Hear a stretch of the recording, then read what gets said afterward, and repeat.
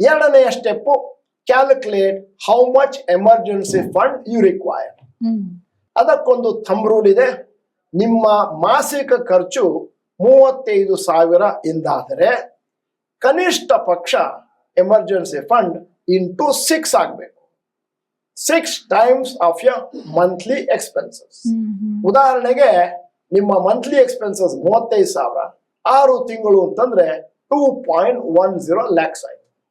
ಈ 2.10 lakhs ನಾವು ಯಾವ ಜಾಗದಲ್ಲೂ ಹೂಡಿಕೆ ಮಾಡದೆ, ಅಂದ್ರೆ ಚಿನ್ನ, ಷೇರು ಮಾರುಕಟ್ಟೆ, ಮ್ಯೂಚುವಲ್ ಫಂಡ್ ಅಲ್ಲಿ ಹೂಡಿಕೆ ಮಾಡದೆ ಒಂದು ಜಾಗದಲ್ಲಿ ಅದನ್ನ ನಾವು ಆದಷ್ಟು ಸೇಫ್ ಆಗಿ ಇಟ್ಕೊಳ್ಬೇಕಾಗುತ್ತೆ.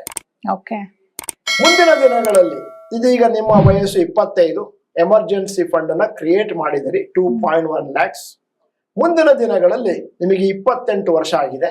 ಆವಾಗ ಬಹುಶಃ ನಿಮಗೆ 7, 8, 12 ತಿಂಗಳ ಮಟ್ಟಿನ ಮಾಸಿಕ ಖರ್ಚು ಎಮರ್ಜೆನ್ಸಿ ಫಂಡ್ ನಲ್ಲಿ ರೆಡಿಯಾಗಿ ಇರಬೇಕಾಗುತ್ತೆ.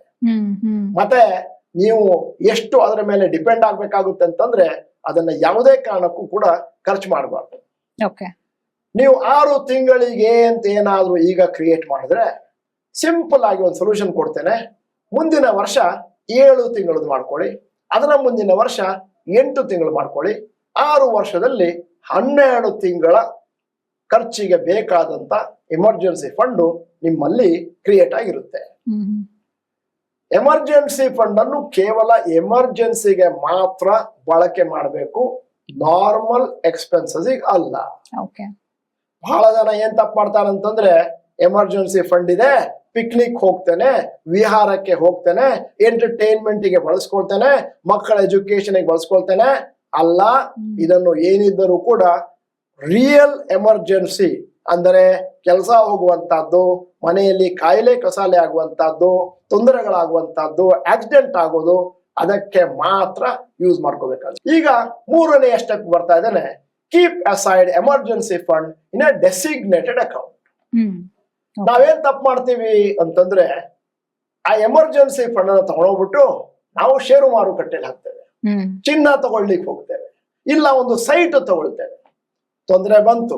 ಯಾಕಂದ್ರೆ ಚಿನ್ನ, ಷೇರು ಮಾರುಕಟ್ಟೆ ಮತ್ತು ಸೈಟು ಒಂದು ಲಿಕ್ವಿಡ್ ಮನಿ ಅಲ್ಲ. ಯಾಕಂತಂದ್ರೆ ನೀವು ತೆಗೆದುಕೊಂಡ ಸೈಟಿಗೆ ಬೆಲೆ ಕಮ್ಮಿ ಆಗಿರ್ಬೋದು, ಚಿನ್ನ ಕೆಳಗೆ ಹೋಗಿರ್ಬೋದು, ಷೇರು ಮಾರುಕಟ್ಟೆ ಕೂಡ ಒಂದಷ್ಟು ಕುಸಿತವನ್ನು ಕಂಡಿರ್ಬೋದು. ಅದನ್ನ ಮಾರ್ಕೊಳ್ಳಿಕ್ ಆಗೋದಿಲ್ಲ, ಲಾಸ್ ಇಲ್ಲದೆ. ಅದಕ್ಕೋಸ್ಕರ ನೀವೇನ್ ಮಾಡ್ಬೇಕಾಗ್ತದೆ ಅಂತಂದ್ರೆ ಈ ಎಮರ್ಜೆನ್ಸಿ ಫಂಡ್ ಅನ್ನ savings account, FD of the bank, ಇಲ್ಲ liquid fund of mutual fund ಅಲ್ಲಿ ಭದ್ರವಾಗಿ ಇಟ್ಟಿರಬೇಕು.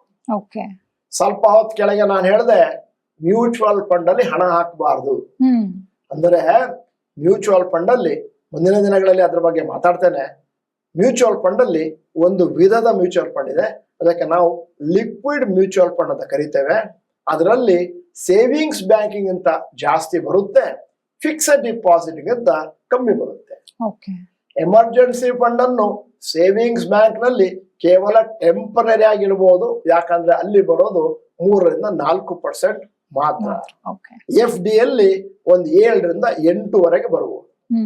ಲಿಕ್ವಿಡ್ ಫಂಡ್ ಅಲ್ಲಿ ನಿಮಗೆ ಒಂದಂದಾಜು 6.75% ವರೆಗೂ ನಿಮಗೆ ಅದರಿಂದ ಬಡ್ಡಿ ಬರ್ಬೋದು. ಲಿಕ್ವಿಡ್ ಫಂಡ್ ಅಲ್ಲಿರುವ ದುಡ್ಡನ್ನು ಯಾವಾಗ ಬೇಕಾದ್ರೂ ತೆಗಿಬಹುದು.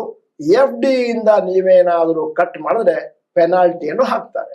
ಅದರಿಂದ ಲಿಕ್ವಿಡ್ ಫಂಡ್ ಹೇಳಿ ಮಾಡಿಸಿದಂತ ವಿಚಾರ. ಸರ್, ಈಗ ಆದಾಯ ಖರ್ಚು ಅಲ್ಲೇ ಆಗ್ತಾ ಇದೆ, ನಮ್ಗೇನೋ ಸೇವಿಂಗ್ಸ್ ಮಾಡಕ್ ಆಗ್ತಾ ಇಲ್ಲ. ಇಂಥವ್ರು ಒಂದು ಎಮರ್ಜೆನ್ಸಿ ಫಂಡ್ ಕ್ರಿಯೇಟ್ ಮಾಡೋದಕ್ಕೆ ಬೇರೆ ಏನಾದ್ರು ಆಲ್ಟರ್ನೇಟಿವ್ ದಾರಿ ಇದೆಯಾ?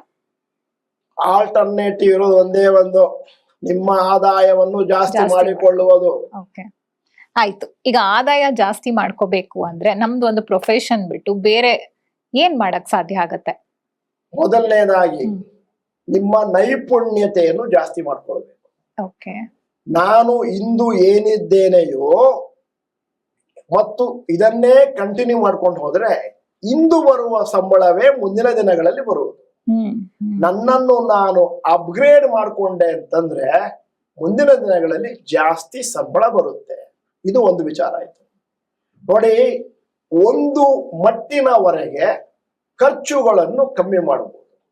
ಅದಾದ ಮೇಲೆ ಖರ್ಚು ಕಮ್ಮಿ ಆಗೋದಿಲ್ಲ. ಹ್ಮ್ ನಮ್ಮ ಉಳಿತಾಯವನ್ನು ಜಾಸ್ತಿ ಮಾಡ್ಬೇಕು ಅಂತಂದ್ರೆ ನಮ್ಮ ಸಂಬಳ ಮೇಲಕ್ಕೆ ಹೋಗ್ಬೇಕಾಗ್ತದೆ.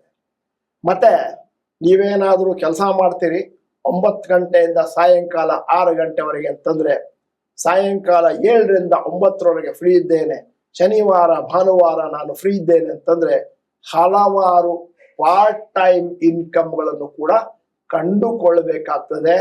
ಉದಾಹರಣೆ ಕೊಡ್ತೇನೆ, ವಿಡಿಯೋಗ್ರಾಫಿ ಮಾಡೋದು, ಫೋಟೋಗ್ರಾಫಿ ಮಾಡೋದು, ಸೋಷಿಯಲ್ ಮೀಡಿಯಾದಲ್ಲಿ ಒಂದಷ್ಟು ಪ್ರಾವೀಣ್ಯತೆಯನ್ನು ಪಡೆದು ಇತರರಿಗೆ ಅವರ ಬಿಸ್ನೆಸ್ ಅನ್ನು ಇಂಪ್ರೂವ್ ಮಾಡಲಿಕ್ಕೆ ಬೇಕಾದಂತಹ ಸಲಹೆಗಳನ್ನು ಕೊಡೋದು, ಅದಕ್ಕೊಂದಷ್ಟು ದುಡ್ಡು ಕೊಡ್ತಾರೆ.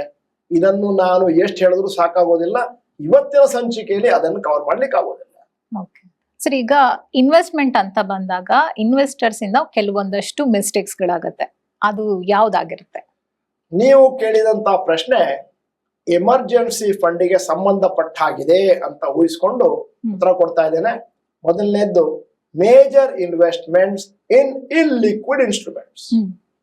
ಬಹಳ ಜನ ಮಾಡುವಂತ ತಪ್ಪೇನು ಅಂತಂದ್ರೆ ಅವರ ದುಡ್ಡನ್ನು ರಿಯಲ್ ಎಸ್ಟೇಟ್ ಅಲ್ಲಿಯೇ ಹಾಕುವುದು, ಅವರ ದುಡ್ಡನ್ನು ಕೇವಲ ಷೇರಿನಲ್ಲಿ ಮಾತ್ರ ಹಾಕುವುದು, ಅವರ ದುಡ್ಡನ್ನು ಕೇವಲ ಚಿನ್ನದಲ್ಲಿ ಮಾತ್ರ ಹಾಕುವುದು. ತಪ್ಪಾಗಿ ಹೋಗುತ್ತೆ. ನೀವು ಹೇಳ್ಬೋದು, ಚಿನ್ನವನ್ನು ಪ್ಲೆಡ್ಜ್ ಮಾಡಿ ನಾನು ಒಂದಷ್ಟು ಲೋನ್ ಅನ್ನು ತಗೊಳ್ತೇನೆ. ಆದರೆ ಚಿನ್ನವನ್ನು ಪ್ಲೆಡ್ಜ್ ಮಾಡಿ ತಗೊಂಡಾಗ ನಿಮಗೆ ಕೊಡುವಂತ ದುಡ್ಡೇನಿದೆ ಅದಕ್ಕೆ ನೀವು ಇಂಟ್ರೆಸ್ಟ್ ಕಟ್ಟಬೇಕಾಗ್ತದೆ. ಅದರಿಂದಾಗಿ ಮೇಜರ್ ಇನ್ವೆಸ್ಟ್ಮೆಂಟ್ ಇಲ್ಲಿಕ್ವಿಡ್ ಇನ್ಸ್ಟ್ರೂಮೆಂಟ್ ಅಲ್ಲಿ ಹಾಕಬಾರ್ದು, ಸ್ಪೆಷಲಿ ಎಮರ್ಜೆನ್ಸಿ ಫಂಡ್. ಎರಡನೇದು, tempted to spend money available in bank. ನೀವೇನಾದ್ರೂ ಎಮರ್ಜೆನ್ಸಿ ಫಂಡ್ ಅನ್ನ ಸೇವಿಂಗ್ಸ್ ಬ್ಯಾಂಕ್ ನಲ್ಲಿ ಇಟ್ಟಿದ್ದೀರಿ, ಈಸಿಯಾಗಿ ತೆಗಿಬಹುದು ಅಂತಂದ್ರೆ ಅದನ್ನ ಮೊದಲು ತೆಗಿಲಿಕ್ಕೆ ಪ್ರಾರಂಭ ಮಾಡ್ತೀರಿ. ಯಾಕಂತಂದ್ರೆ ಕಣ್ಣಿಗೆ ಕಾಣಿಸುವಂತದ್ದು ಅದೇನೆ. ನೀವು ಅದನ್ನ ಎಮರ್ಜೆನ್ಸಿ ಫಂಡ್ ಅನ್ನುವಂಥದ್ದನ್ನ ಕ್ರಿಯೇಟ್ ಮಾಡಿದ್ಮೇಲೆ ಸಪರೇಟ್ ಆಗಿರುವಂತಹ ಒಂದು ಸೇವಿಂಗ್ಸ್ ಬ್ಯಾಂಕ್ ಅಕೌಂಟ್ ಅನ್ನ ಕ್ರಿಯೇಟ್ ಮಾಡಿ ಅಲ್ಲಿಡಬೇಕಾಗ್ತದೆ. ಬಹುಶಃ ಇನ್ನೊಂದು ಬ್ಯಾಂಕಿನಲ್ಲಿ, ಈ ನಿಮ್ಮ ನಾರ್ಮಲ್ ವಹಿವಾಟು ಮಾಡುವಂತ ಬ್ಯಾಂಕಿನಲ್ಲಿ ಎಮರ್ಜೆನ್ಸಿ ಫಂಡ್ ಅನ್ನ ಯಾವುದೇ ಕಾರಣಕ್ಕೂ ಇಡಬಾರ್ದು. ಮೂರನೇದ್ದು, underestimating the chance of emergencies. ತುಂಬಾ ಜನ ನನಗೆ ಬಂದು ಹೇಳೋದು, ಸರ್ ಜೀವನದಲ್ಲಿ ಏನು ಅಂತ ಘಟನೆಗಳು ನಡಿಲಿಕ್ಕಿಲ್ಲ, ದೇವರಿದ್ದಾನೆ, ಹುಟ್ಟಿಸಿದ ದೇವರು ಹುಲ್ಲು ಮೇಯಿಸ್ಲಾರ. ತಪ್ಪು. ಯಾವಾಗ ಬೇಕಾದರೂ ಯಾರಿಗೆ ಬೇಕಾದರೂ ಏನೂ ಆಗ್ಬೋದು. ಹೆಲ್ತ್ ಕ್ಯಾಟಾಸ್ಟ್ರೋಫಿ ಆಗ್ಬೋದು, ಆಕ್ಸಿಡೆಂಟ್ ಆಗ್ಬೋದು, ಆಮೇಲೆ ಹಲವಾರು ಖರ್ಚುಗಳು ಸಡನ್ ಆಗಿ ಬರ್ಬೋದು. ಮುಂದೆ ನೀವು ಬೇಸರ ಮಾಡ್ಕೋತೀರಿ, ಎಮರ್ಜೆನ್ಸಿ ಫಂಡ್ ಅನ್ನು ನಾನು ಕ್ರಿಯೇಟ್ ಮಾಡಿರ್ಲಿಲ್ಲ. ನಾನು ಈ ಫೈನಾನ್ಷಿಯಲ್ ಅಡ್ವೈಸರ್ ಆಗಿ ಕಳೆದ 25 ವರ್ಷದಿಂದ ಕಾರ್ಯಾಗಾರಗಳನ್ನು ನಡೆಸ್ತಾ ಬರ್ತಾ ಇದ್ದೇನೆ. ಹಲವಾರು ವ್ಯಕ್ತಿಗಳನ್ನು ನೋಡಿದ್ದೇನೆ. ಏನ್ ತಪ್ಪು ಮಾಡ್ತಾರೆ ಅಂತ ಹೇಳ್ತೇನೆ, ಸೈಟು ಅಂತ ತೆಗೆದಿಟ್ಕೋತಾರೆ. ಅದಾದ್ಮೇಲೆ ಎಮರ್ಜೆನ್ಸಿ ಬಂದಾಗ ಅವ್ರಿಗೊಂದು 3 ಲಕ್ಷ ಖರ್ಚಿರುತ್ತೆ. 10 ಲಕ್ಷದ ಸೈಟ್ ಅನ್ನು ಮಾರ್ಕೊಂಡು ಅವರು 3 ಲಕ್ಷ ಖರ್ಚನ್ನ ಮಾಡ್ತಾರೆ. ಅಲ್ಲಿಗೆ ಆ ಸೈಟ್ ಅನ್ನು ತೆಗೆದುಕೊಂಡ ಪರ್ಪಸ್ಸು ಹಾಳಾಗೋಯ್ತು. ಯಾಕಂದ್ರೆ ಸೈಟ್ ಅನ್ನು ಒಮ್ಮೆ ಕೊಂಡ ಮೇಲೆ ಕನಿಷ್ಠ ಪಕ್ಷ 10 ವರ್ಷ ಆದ್ರೂ ಹಾಗೆ ಇಟ್ರೆ ಒಳ್ಳೆ ದುಡ್ಡು ಬರುತ್ತೆ. 3 ವರ್ಷಕ್ಕೆ ನೀವೇನಾದ್ರೂ ಕಟ್ ಮಾಡಿದ್ರೆ ಕೊಟ್ಟಿರೋ ರೇಟು ಕೂಡ ಬರದೇ ಇರ್ಬೋದು ಅಥವಾ ಅಷ್ಟಕ್ಕಷ್ಟೇ ಬರ್ಬೋದು. ಅದರಿಂದಾಗಿ ನಾವು ಅಂಡರ್ ಎಸ್ಟಿಮೇಟ್ ಮಾಡಬಾರ್ದು ಏನೇನು ಎಮರ್ಜೆನ್ಸಿ ನಮ್ಮ ಲೈಫ್ ನಲ್ಲಿ ಇದೆ. ಆಮೇಲೆ ಷೇರು ಮಾರುಕಟ್ಟೆಯಲ್ಲಿ ಹಾಕಬಾರ್ದು ಅಂತ ನಾನು ಆಗ್ಲೇ ಹೇಳಿದೆ. ಯಾಕಂತಂದ್ರೆ ಷೇರು ಮಾರುಕಟ್ಟೆಯಲ್ಲಿ ಒಂದಷ್ಟು ವೈಪರೀತ್ಯಗಳಿರ್ತವೆ, ಮೇಲೆ ಕೆಳಗೆ ಹೋಗ್ತಾ ಇರುತ್ತೆ. ಅದರಿಂದಾಗಿ ನೀವು 2 ವರ್ಷ 3 ವರ್ಷದ ಮೇಲೆ ಮಾರ್ಲಿಕ್ಕೆ ಅಂತ ಟ್ರೈ ಮಾಡ್ಬೇಕಾದ್ರೆ ನೀವು ಕೊಟ್ಟ ಹಣ ಬರದೇ ಇರ್ಬೋದು. ಒಂದು. ಎರಡನೆಯದ್ದು, ಷೇರು ಮಾರುಕಟ್ಟೆಯಲ್ಲಿ ಯಾವ ಹಣವನ್ನು 6 ವರ್ಷಕ್ಕೆ ಕಮ್ಮಿ ಹಾಕಬಾರ್ದು.